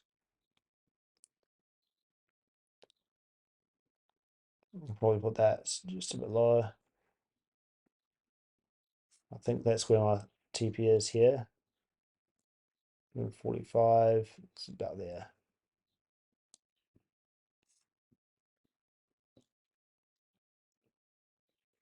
We'll jump over to see what gold is doing. So gold hitting this resistance level right now. So this is the level where those stops reside. Chance that we want to make a short-term high, have another enticement lower before running it out again. So keeping that in mind on silver right now, as gold is sitting that resistance area, it might cause enough of a reaction to take out our 2-minute trailing stop. But we did get a closure above the midpoint between these two candles on the 5-minute time frame. So that indicates that we are likely to continue to this high. So I would trust reaccumulating down at this order block if we get stopped out, and even adding into the position. So this is how you try to squeeze. But yeah, lost 130 US dollars here, and then I had to go to demo for the actual move. How's that? Lovely. So there we go, getting a nice bit of a bad fill right there. We're dropping back into the range because we are running this account up right now. I will re-enter if we can reach down into these order blocks. So just put a limit buy down here. You'll see that stop loss auto populators just there. And then looking at this chart, see if we can identify a area where it is more likely to reach for.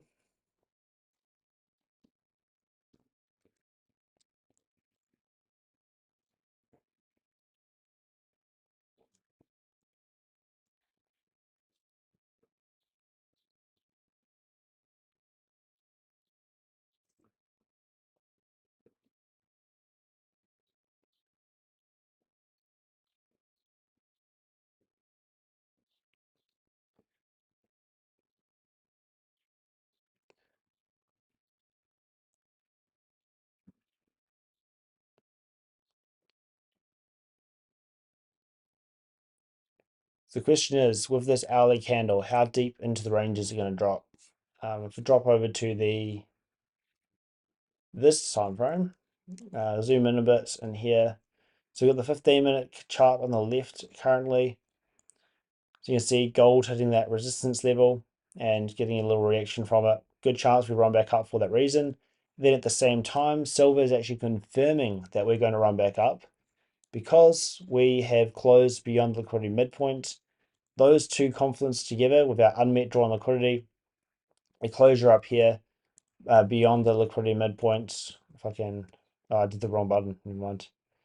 I forgot there are two different windows open right now. But between that high and that high there, we've just closed above the midpoint. That's indicating bullishness. The failure to reach the draw in liquidity on both gold and silver indicates that if we do sell off, it's just to reaccumulate. Where's the previous area of accumulation? Down here. What I mentioned earlier about the signatures of a squeeze is us failing to take out a low. That's exactly what happens here. Silver sells off and fails to break structure, squeezes. Same thing here. Sells off, fails to break structure, squeezes back up.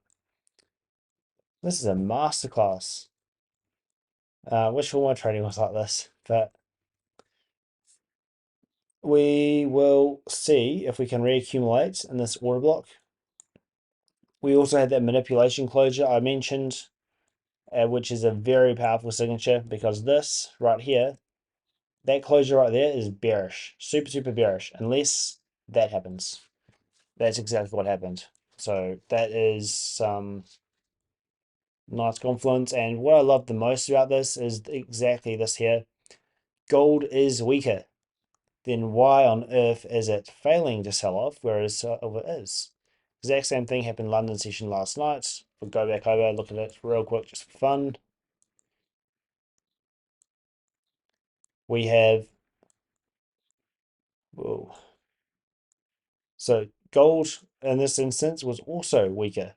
But what's happening over here? Gold is holding up super strong, silver selling off aggressively. So all those things together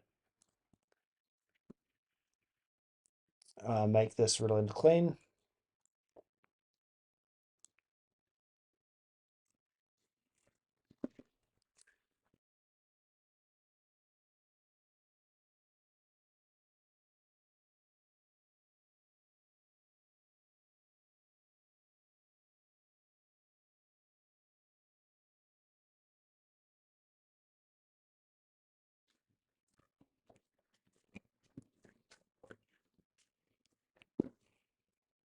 Cool. What I'm thinking here is because we just got that closure of the liquidity midpoint, very close to the draw, we have the failure swing, failing to break structure, failing to break structure, all the signs we need to see for a long. So I'm going to look to as if we can get a retracement below a short-term low, and then basically drag all my stop all the way up to this failure swing.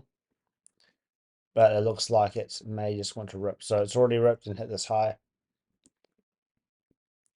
in which case I won't add anymore. Let's see if we can get that next high. On this account, I mean, it's up 60 bucks. I wouldn't want to lose 130 bucks if it came down. So I'll trail that stop as well. And if it is hitting the drawn liquidity, which it looks like we may be on just about once either gold or silver hits that high, then it is no longer a reason to add if we do drop back into this range. So until that's all confirmed, I will close out the add. At this point, just looking to trail the stop up as we go. I do think we could reach up to this high up here, but again, my average for this remaining position is literally down here, so there's no point leaving a stop loss. No, sorry, on this count, my entry is actually all the way up this high.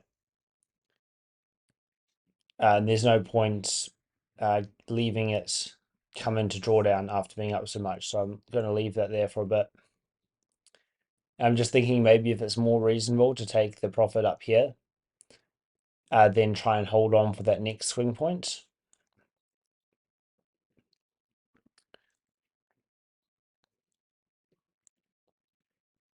I mean, I've got this position open.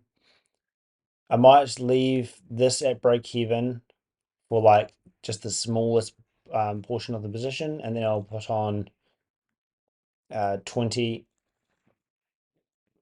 for a trailing stop. And then we're taking off 30 here, 20 trailing stop, and then the final 10 we will leave down here just to see where it does go from our entry. Well, like average, our initial entry was up here, however, but our average is down here. So I want to see if we can push up.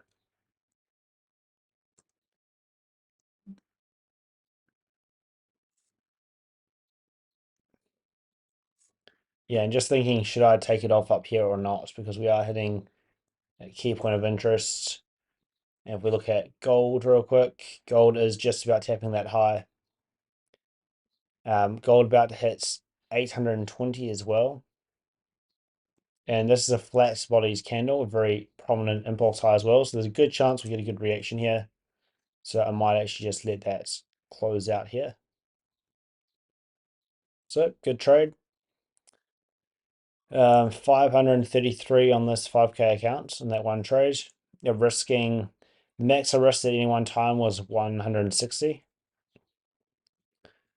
And those are the executions. Go to the 1 minute time frame. We can see what they look like. Getting in, I got a bit earlier on this because I did like the downtrend failure swing. And I knew that if this was a long, it should not retrace into this fair value gap. Zoom out a little bit. So that's the context. So first entry, and then adding up here, that was the official entry after we got the continuation and the strong closure up on this candle's close. So adding, taking some partials up into those key points of interest, adding a little bit early here, but then adding at liquidity midpoint right there. Gets the rally I was looking for. We got the closure above liquidity midpoint. That was my very is our TP hit. That was our very objective reason as to why this was a long. So I bought, sold off aggressively, which was fine. I was confident that it would hold above this low. The reason being is because we've got that candle closure. But the reason I bought all the way up here and not down here is because I confused the two things I was looking for. I'll get rid of some of these lines. But I was looking for, one, the closure above the midpoint. That would indicate a continuation. The second thing I was looking for was a strong closure above the midpoint of this range. Had we got that, that would mean the impulse origin down here would not get taken out. And what counts as a strong closure is a candle that displaces from one side of the squeeze reversal midpoint, which is that EQ line, closes above it, and then the next candle also closes above this line without retesting it. However, this candle last minute just dropped down and aggressively hit it. So that wasn't actually valid, which is why I had to move my stop back down to this low. Deep retracement, recognizing that, okay, what is gold doing? Gold is weaker. Well, why on earth is gold not selling off? Both golds closing below the midpoint of this wick without taking it out. Silver doing the same thing on the 5 minute time frame.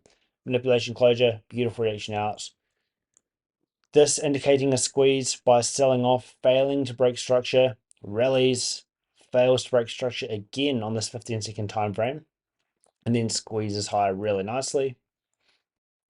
And then looking to add in this area as we're wrapping, because I recognize, okay, we're showing that we are squeezing by failing to break structure multiple times, waiting for once again that same objective confirmation with a closure above the liquidity midpoint. And at the same time, I've already got that confirmation by closing above the midpoint between this swing high and that swing high, that midpoint 5-minute close up there, indicating the continuation. So this was a beautiful place to enter as well, but it never gave me that retracement because I didn't want to just buy up here, because the stop loss would need to be deep in the range below the failure swing is ideal, which is why I've got it down there at the moment. But yeah, got that run up. Now we've hit deep premium internal range at the moment. I could do another 2-minute trailing stop, I suppose, especially as we're coming into the midpoint of the hour. There's no point letting it come all the way back down. I think a good point to put it would be just down at this hourly open, because we already engineered a low, dropped below it, accumulated, displaced higher. And then I can also look to potentially take another partial somewhere. I don't know. But yeah, really objective way to confirm or deconfirm a trade in a direction.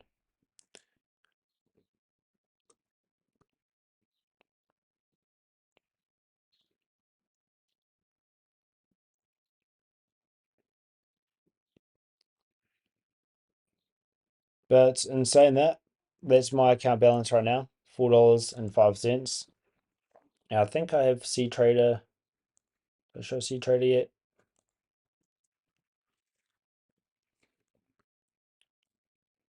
But yeah, there we go. Getting a beautiful pump. Just to demonstrate it, I think I will do a 2-minute trailing stop again, just to see what that looks like. And we can watch price in the 15-second, then go on the 2-minute here. 2-minute time frame.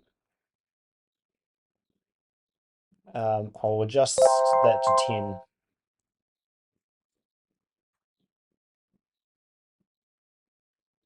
Uh, 15.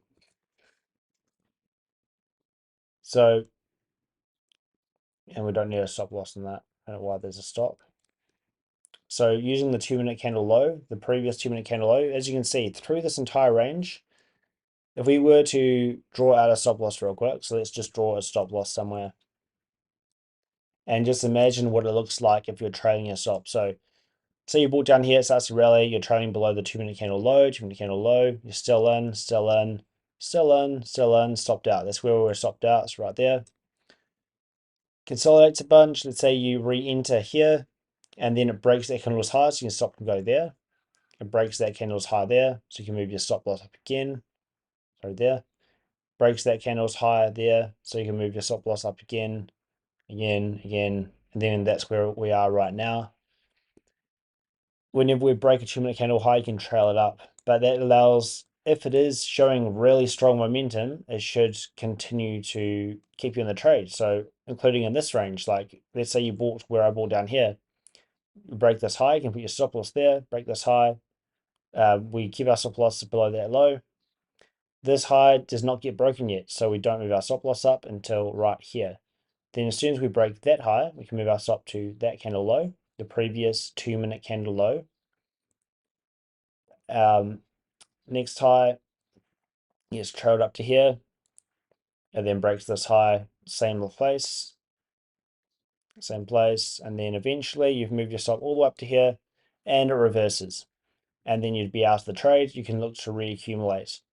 So just a really powerful way to stay in a trade without having to, second guess yourself. Because a lot of the things that make trading hard is just decision fatigue, trying to make too many decisions in a day or all at once. In which case, if you are to simply offload that cognitive demands to something else, then you can just sit in the trade and let it do its thing without having to make decisions all the time.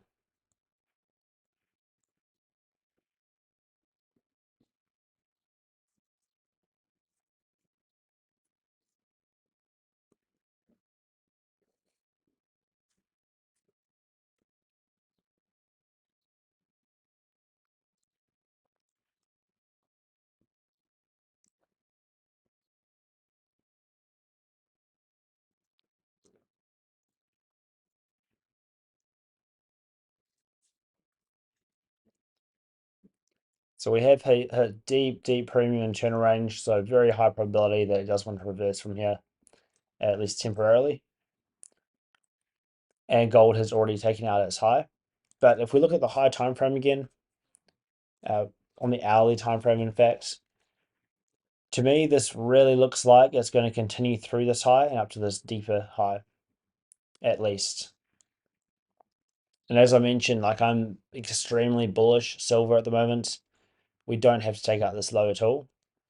But just because of the way that it formed right at the support level, it kind of suggests to me that we will eventually want to come down here. And if that can happen on either gold or silver, if we can dip back down, just sweep it out one more time, that can be nice. But if we start to really move higher a fair bit and start showing indications of a squeeze on the higher time frame, such as I've just demonstrated on this lower time frame, then I'll trust that we'll continue to squeeze out the highs and won't come all the way back down here, because like everyone's fearful at the moment.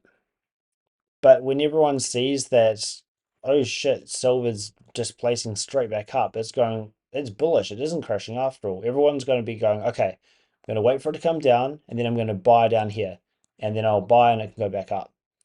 That's what everyone wants, and that's why what you want to see is that not happen. And like if it was to do that, but at the moment, like I'm thinking maybe it could do something like this, maybe. But I'm not adverse to going long if we start showing squeeze signatures. Oh, we're still on the trade. But yeah, I'll essentially just let this run for now. See where it ends up, and make sure I'm flat on this account. Yeah, flat. And yeah, let's say one good trade. Might as well screenshot that as well.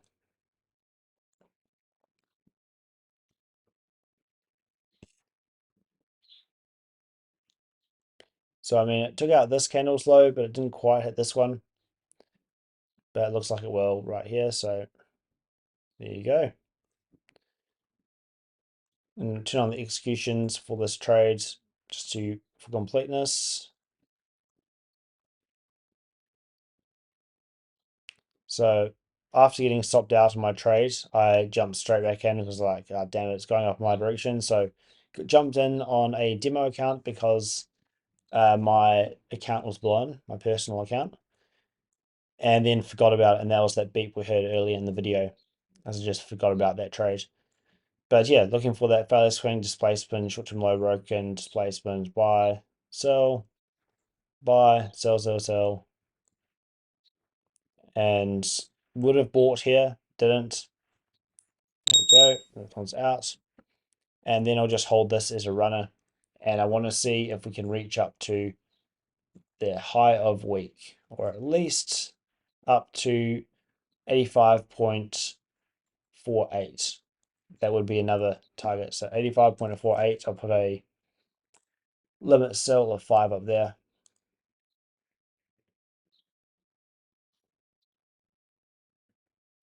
So I might as well do 0.42, I guess.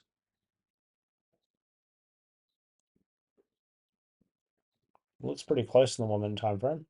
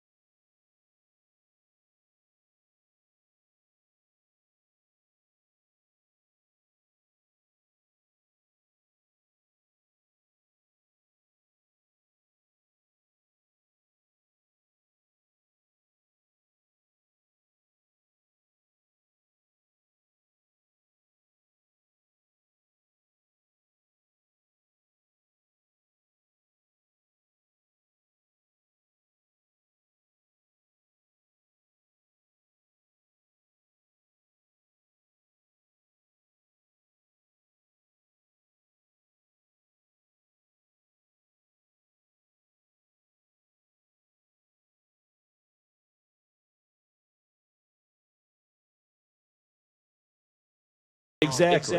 Because you want to wait until usually the market turns up or just like there is a breakout where like hidden relative strength could last longer than just one day. And it doesn't mean that this has to go, but it means if the market does reclaim and start trending higher, this thing's going to rip, by the way. Exactly.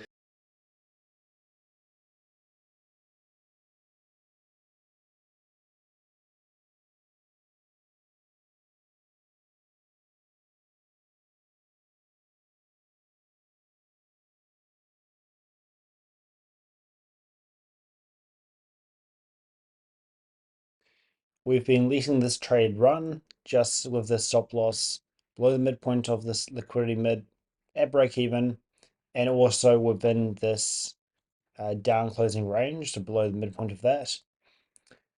It came really close, but you can see it actually respected that midpoint, which is pretty cool to see. And now getting a very nice rally right at 2000. I'm just leaving my stop here at the moment because I already took, as you can see, plenty of partials. So I was wanting to keep this at break even to see if we can reach up for this high, and then taking 5 off up here as we reach up towards that high. But yeah, we'll see if we can reach it. If not, that's all good.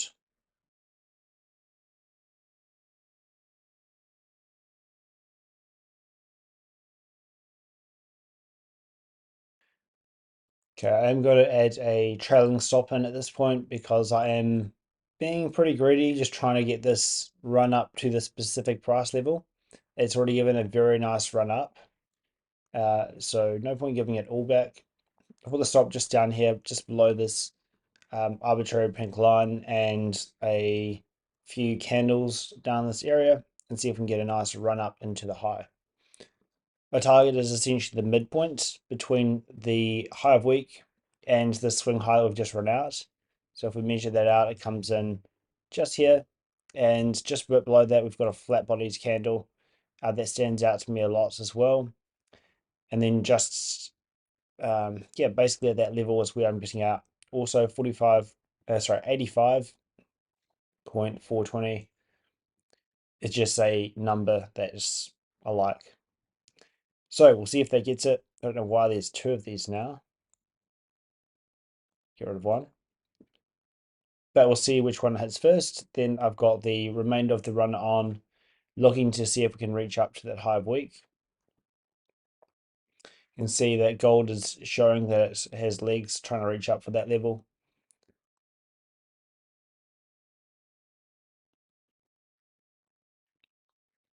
Just noticing how we're having a bit of a 3 drive at the moment.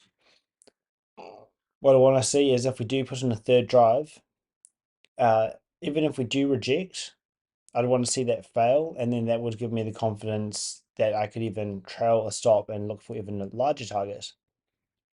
But just keep in mind that 3 drive pattern, a lot of the time that represents distribution, and we can see some sort of reversal from there. But you can really see that relative strength playing out at the moment, with gold just not showing as much momentum to the upside. And in these later stages of the move, silver really taking over. Very similar to yesterday over in the London session down here. No, around here, actually, around 4 a.m. We had like relative strength in silver, but gold is the one that took off initially, made that new high. So gold was leading the upside, then gold just kind of consolidated and slowed down, whereas silver made that next leg higher. But it looks promising, like we might actually hit our TP at this point. Maybe. We'll find out.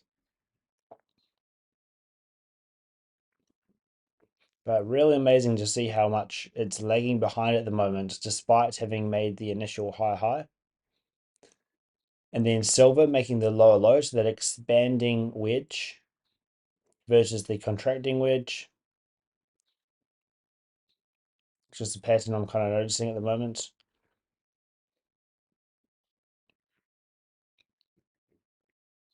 And initially showing that leadership, but then just slowing down. And as soon as it slows down, silver taking over. But TP hit, pretty sick trade. I'm glad I actually recorded that whole thing. Bit of a shame that I blew all my personal funds in this area. This is a demo account, but executions through this range blew my account and then caught an A plus trade at the open on a demo. But stick trade nevertheless, and it's just another rep. They'll give me that confidence to keep on building up those skills.